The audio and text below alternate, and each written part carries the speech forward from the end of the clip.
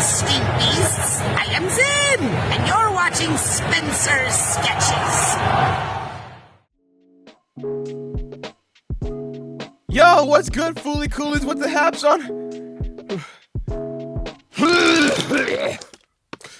Oh, don't you remember? It's me. You don't remember me? It's your boy. Spencer Sketches coming to you live, kind of, not really, at MOMOCON 2024. What's good here? Again, this year for MOMOCON, me and my friends decided to be a little bit more smart.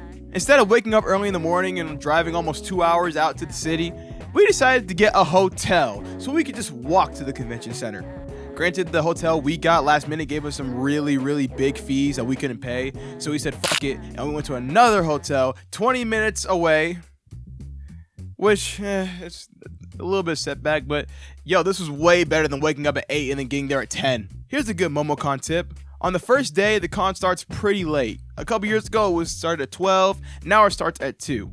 Instead of just lazing around, trying to find somewhere to sit and draining your phone battery, go out and see Atlanta. My friend who used to live down here, who we brought, never been to the CNN Center before.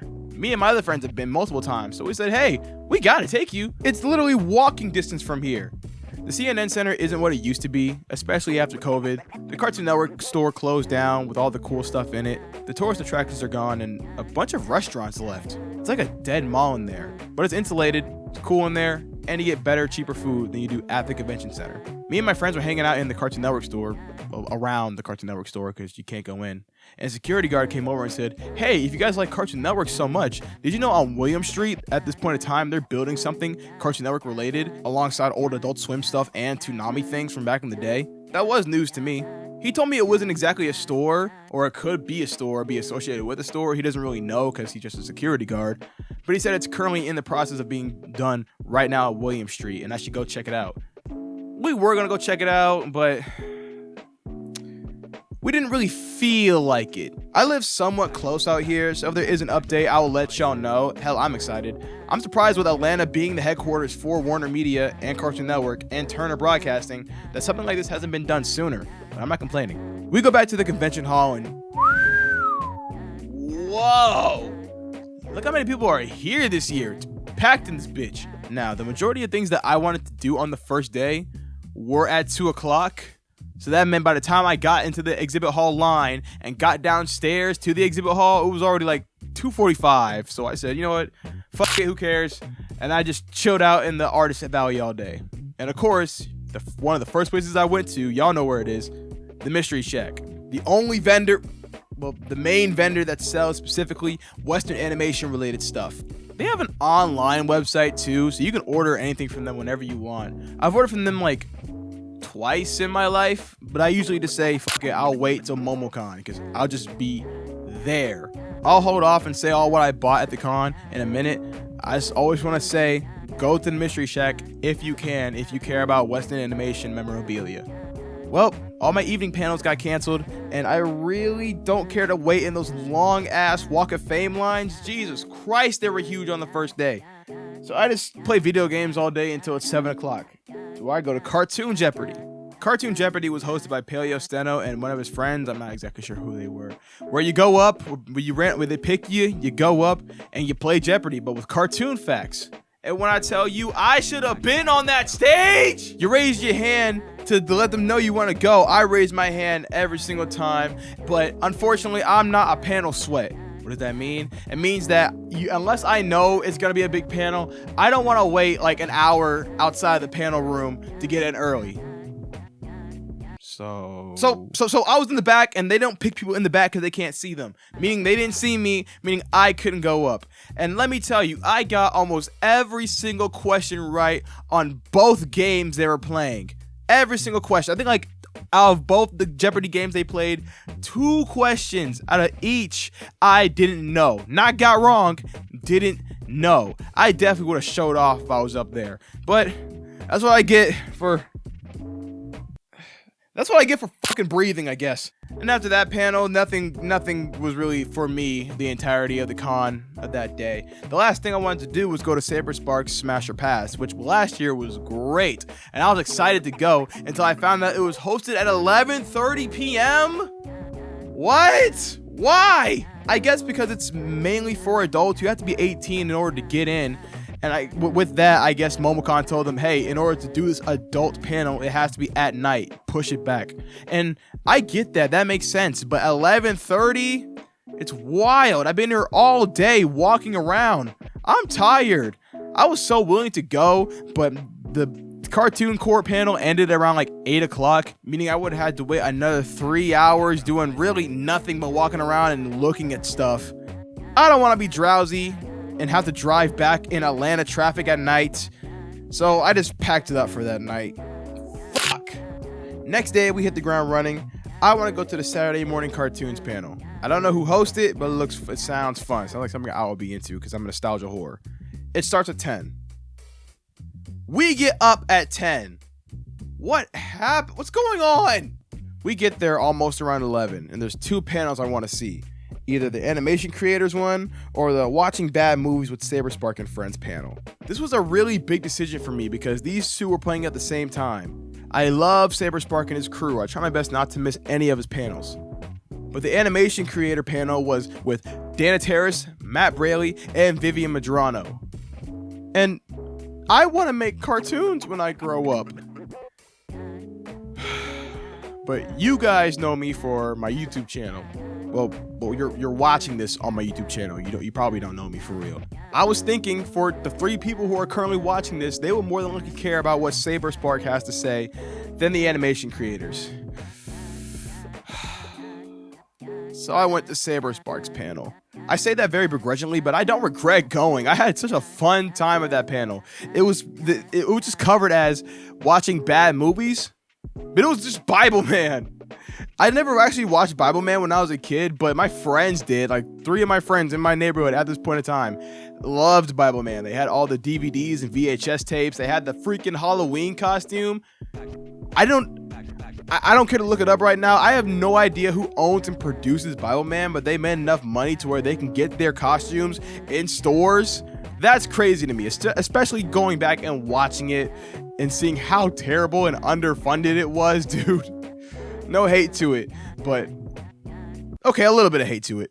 After that was done, I go straight to the Jellyfish Jamming SpongeBob trivia. I probably wouldn't have gone to this panel if there wasn't any other panel I was interested in. Just like the cartoon core, I would have smashed that SpongeBob trivia if I were to go up there.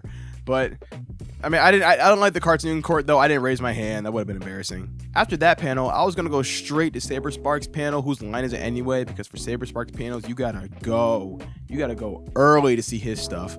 Just like last year, MOMOCON is trying their very best to break the record of as many Spider-Mans in one room or in one area or some other bullshit. I don't know. We lost again, just like last year. Surprisingly, our count was way bigger than it was last year, which is weird because MOMOCON didn't market this nearly as much as they did last year. Alongside with the movie coming out that time, I can't explain why it happened. It just happened. But we didn't win.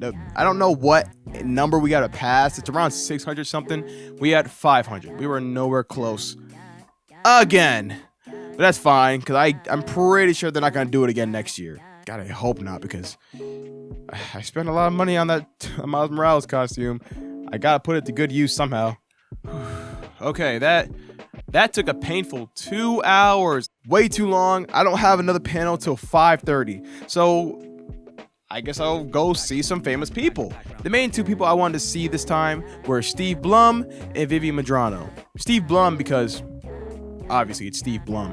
And Vivian Madrano, the last 2 years has been this pile with bullshit for her cartoons. I'm not sure what's truly going on, but I wanted to try to pick her brain for 30 seconds, see how she thinks about not exactly all of this, what's going on. I didn't want to ask her straight up, but how she's doing. Is she doing all right? Does she need a friend to talk to? Unfortunately, both their lines were stupid long. Steve Blum's line was so long that another voice actor, who I'm not going to say because I don't want to disrespect them, they had to take away his line so they could start another line specifically for Steve Blum. It was that long. And I said, hell no. But there was another legend who I've always wanted to meet that was here this year, Richard Horvitz.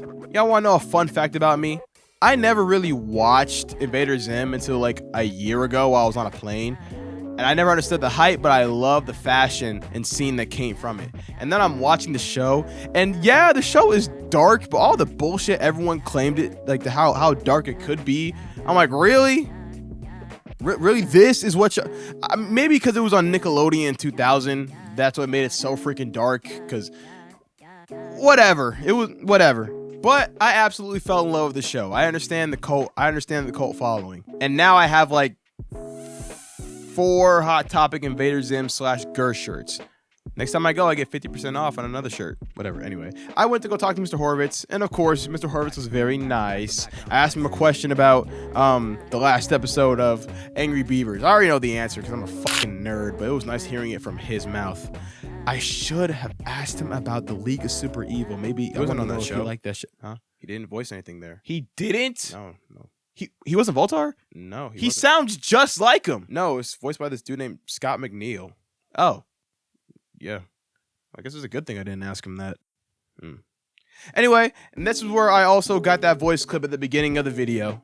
Editor's note. If I didn't animate that scene in time for this video to come out, take this clip out the video. After all that, I gathered my other friend around so he can come with me to go see the Animation Generation Trivia Breakdown. There's a lot of trivia panels this year. And unlike the other ones, I definitely did have a hard time with this one. I mean, granted, if I were to raise my hand, I still would have won. But this was definitely the one I made like a lot of mistakes on. With that knowledge, though, I decided not to raise my hand too much. Unlike the last 2 that were volunteering to go up to the front and guess like regular Jeopardy, this one was an all-around thing for everyone to do. So I wanted everyone to have their own fun, have their own time to shine. And that was my last panel for the day. For the rest of the day, I just stayed in like the video game area to play video games with my friends. There were a couple of other panels I wanted to go to, but they were far away, and I preferred to hang out with my friends that night more. But there was one later, an Adventure Time Success in the Details panel at 11:30 p.m.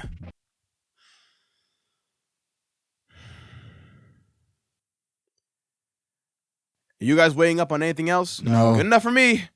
Back to the hotel. It's the next day, and I'm way too freaking lazy to wake up anytime before 10 o'clock. So the one panel I go to is at 11:30, which is Cartoon Corps by Saberspark and a couple of his friends who I don't really know too well. I say this every year, and I will continue to preach it. Saberspark's Cartoon Corps, really anything he does, really, but especially his Cartoon Courts are some of my favorite panels to go to at MOMOCON, and I will always make sure I take time to go to at least one of them when I'm down here, and I highly recommend you come. Even though I had a lot of fun, I was kind of disappointed because out of the 4 Cartoon Courts they did, 2 of them were about what Hazbin Hotel and that one new Digital Circus. I haven't seen either at the time of me recording this. I haven't seen either of those shows, and I had no idea what was going on. The voice actor for Digital Circus came up and he played a character. I didn't know who this man was. I just know like he killed somebody or something. After this, I took my time to actually watch the first episode, and even though the animation is amazing, at this point in time, I'm not impressed, but maybe the second episode will change my mind. But even though I had no idea what the original source was, they still made it crazy funny. AC Race Best and Saberspark are amazing impressionist. They could have pretended to be a rock and a piece of paper, and I would have laughed.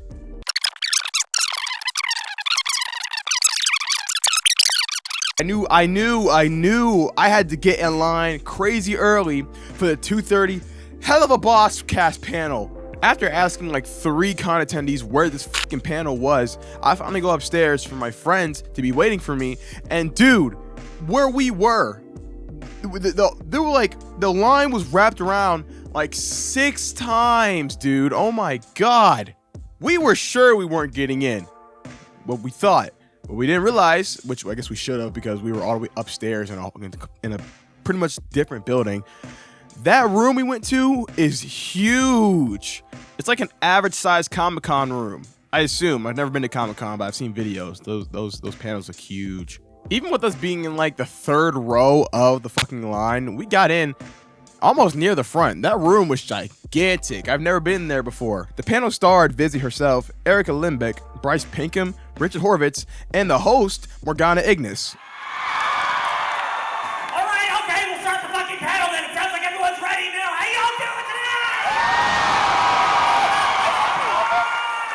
hoping I'm pronouncing her name right. And Morgana Ignis, I gotta say, she's amazing. She's hilarious as a host. I'm surprised she doesn't have more voice work on the show. She said she would. The main two people missing at this panel was the voice actress for Millie and the voice actor for Blitzo, who we all know is Brandon Rogers. Brandon was doing a Helluva Boss panel in Phoenix at the time. Now, I'm kind of happy that Brandon didn't come. No disrespect to him. I love Brandon Rogers and I would have loved to meet him. But everyone up there was known for their animation and their voice acting. And Brandon Rogers is known for... This is for my D-. Run. Not that. But it was a really fun panel. I'm really hoping they upload it on MOMOCON's channel soon because I didn't get too much good footage. There's really no point in me talking about the panel because everything they said in that panel, they said we're going to find out on Friday. And this video is definitely not coming out that next week of Friday.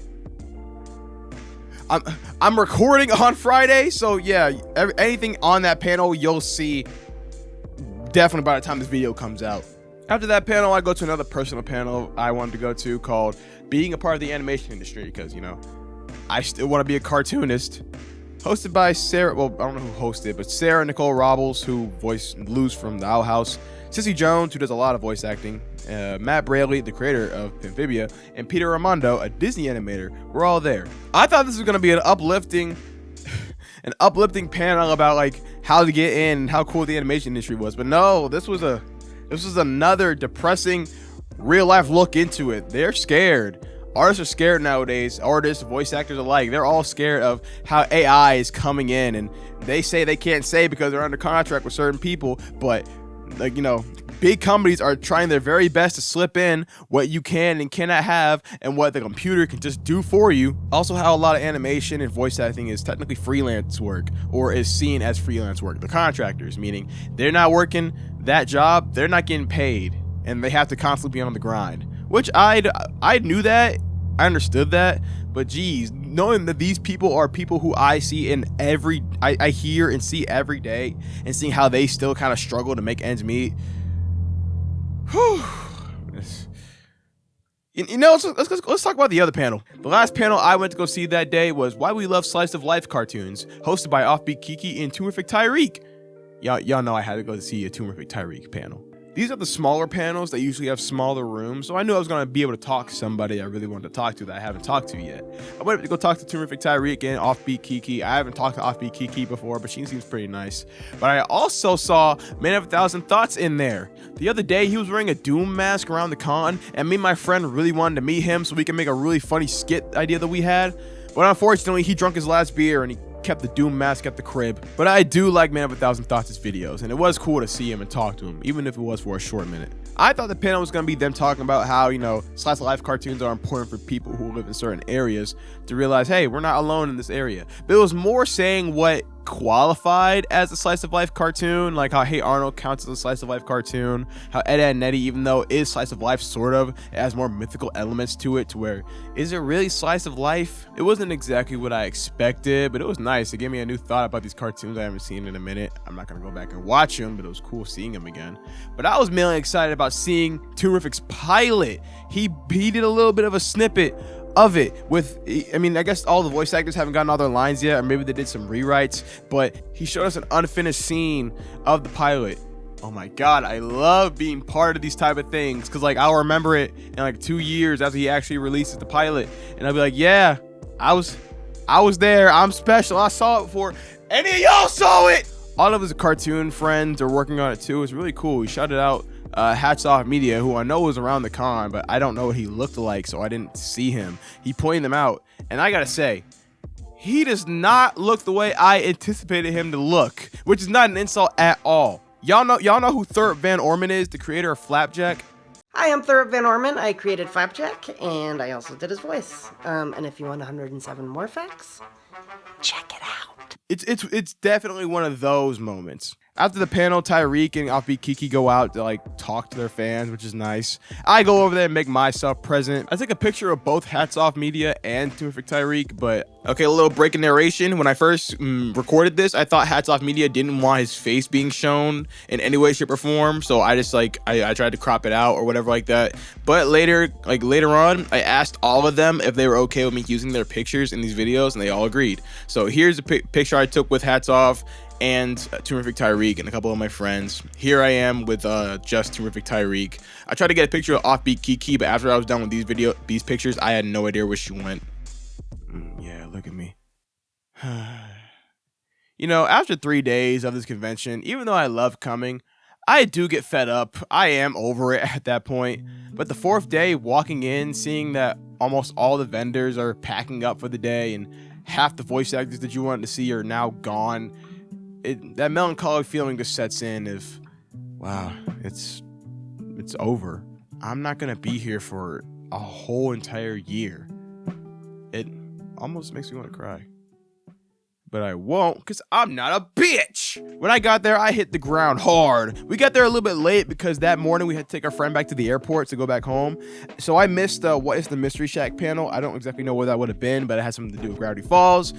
Oh well. I only had one panel left for the con, but that was around 2 hours away. So I decided I'm going to go finally meet Steve Blum. I go down to the Walk of Fame, and everybody's gone. Everybody is gone, dude. Out of all the people that were there on the Walk of Fame, like 4 people were still there. Steve Blum was gone. Every actor for Helluva Boss was gone. Like, it was a ghost town. The only person there that I recognized was Richard Horvitz. I felt kind of awkward going back into his line since I already saw him a couple days ago. I've done that multiple times for multiple other voice actors. I knew it wasn't a big of a deal for them because they don't know who I am. They didn't remember me. I'm just another fan they have to meet. So I said, screw it. I go up there mainly to ask him, does he have any recommendations for any new cartoons? And he said no, because he knows the animation's in a weird state right now. He then recommended me the Harley Quinn cartoon on HBO Max, which if you guys subscribe to me, you know I know about that cartoon. But I said thank you, and I told him I appreciate him for suggesting it to me. And after I shook his hand, he said, thanks, Spencer. It was nice seeing you again. And oh my God, that made I fluttered. Like I just said, most voice actors who are here don't really care. And I'm not saying Richard Horvitz knows me or anything like that. But like maybe because I was emotional because it was the last day and I knew I'm never going to come back here until like February for ATL Comic-Con. But that has made me feel so emotional because he remembered me. I have one more panel to go to. But before I tell you about that, here's all the stuff I got. I got a huge BMO plushie, bigger than my freaking head. I never was really a plushie person until like a couple months ago. I think because my friend wanted me to get the Squirtle for a video he wanted to shoot. I love them now. I want to collect more. Alongside that, I also got this Grunkle Stan plush thing. I don't think I'm gonna put this on my bed. I got both these at the Mystery Shack. Right next to the Mystery Shack, well, not right next to it, like an aisle over, there's this one place selling a bunch of old PS2 games. Again, like last year, all of them are region locked, so I couldn't play any, but they had a bunch of other memorabilia, including this Nicktoons, I guess early 2000s, late 90s trivia game that I got. When I went back to the hotel and opened it, even though it was sealed, it's pretty obvious that this was pre-owned. I think there's like characters on stilts you're supposed to put on to move around the board, but they weren't there, and there was a bunch of cutouts that I'm pretty sure you're supposed to cut out yourself. Also, a lot of those questionnaires on there are for Nick Jr. shows back in the early 2000s, so like I'm gonna try to play it. Maybe I'll make it into a video or like a game video. I don't know. Also, at that same vendor spot, I got this Bold and Brash lighter. I put butane in it and it exploded, and I'm too scared to try it again. Also at the Mystery Shack, I got this Amphibia poster for Matt Braley to sign. I forgot to mention this, but on the 3rd day, I went to go see Matt Braley in the morning so he can sign these posters. I was also cosplay as Marshall on the 3rd day, and he offered to draw the little vampire fang bite things on my neck. So the creator of Amphibia drew on me. Yar! Yeah. He then signed my poster, and since I didn't properly take care of the poster for a day, he offered to give me another poster for free that's also signed. It wasn't banged up all the way. So now I have 2 signed Amphibia posters. One of my best friends loves Amphibia just like me, and I was going to give it to her, but I decided to gloat instead. I got the posters. I shook his hand. I did everything you wanted, and you couldn't do it. I surpassed you. I surpassed you in every single... The mailbox is full and cannot accept any messages at this time. Damn it! Alongside paying money for food, I had no money left. This is like literally all I had. Hey, Stan! Stand! After having lunch with some of my friends at the CNN Center, I go to my very last panel, which was an Ed and Eddy panel. A good 45 minutes to an hour revisiting how Ed and Eddy was so influential. I'm not gonna lie, I hate that this was my last panel, and no offense to the person hosting it, it's just that it was meant to be a discussion, but like so many people in a panel talking to one person, me personally, it was just really hard for me to keep track and be focused because we were all just talking about and bringing up so many different things at once. I thought it was going to be a slideshow of what the creator has done, the cool things we didn't notice in Ed and Eddy, which I probably would have known already, but it would have been cool maybe finding one thing I didn't know, stuff like that. I don't regret going though, because the host of that panel was Harriana Hook, who is a YouTuber who does mainly early 2000s cartoon lookbacks. Other than Tyreek and Man of 1,000 Thoughts, I've been looking for more black YouTubers who talk about cartoons, especially early 2000s cartoons. So now I have someone new to watch. And also, she told us at the panel that she's working on that new fan cartoon called Peach Creek in AU, where Ed and Eddy and the other characters are in high school. I didn't care too much for the minisodes when they came out a couple years ago, but I liked the pilot. She was saying during the panel that she still goes back and watches Ed and Eddy and always catches more stuff about the characters and whatnot. So I'm happy that like people who care about the show are making this. They're taking their time and making it high quality and as true to the original show as possible. Unfortunately, independent animation takes a long time, so the second episode, she said the second and third episode were written, but are still in, pre-production. So it might be a while till we see them. But I don't mind. This is one of those cartoons where I don't remember it until it comes out randomly on my For You page on YouTube. One of those small little delights. And that was my MOMOCON 2024. If you guys go back and watch my other MOMOCON videos, which you should, you see that I'm really focused on meeting people, seeing people I saw on the internet, and hopefully making connections. This year, I mainly just hung out with my friends. I'm not going by myself anymore like how I used to back in high school. I have friends now who are interested in the same things I'm interested in. I've introduced like 4 or 5 of my friends to MOMOCON, and each time they came, they didn't expect it to be too fun because it's a convention hall. But before the third day ends, they're already planning for next year because they have so much fun. And I'm happy that I got to show them that. I missed so many panels this year, and I didn't get to talk to nearly as many people as I did last year. But I'm fine with that because I have fun. I didn't go into it how I usually did, as sort of like a mission to find people. I just came in and just enjoyed myself. I've always enjoyed myself during these things, but now this time was way more laid back. Maybe next year I'll do more things, plan out something even bigger. I want to like host something, but I can't do that unless y'all hit the subscribe button and share the videos. But if that day ever happens or not, even if I quit this YouTube shit, I'm still have fun at MOMOCON.